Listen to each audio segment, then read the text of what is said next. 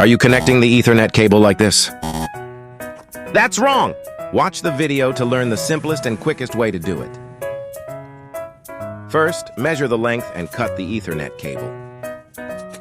Then measure the Ethernet plug. If the cable is twisted, untwist it. Take it slow but steady, everyone. Once the twists are removed, measure the correct length for the plug, insert it deeply, and use a specialized tool to secure it tightly.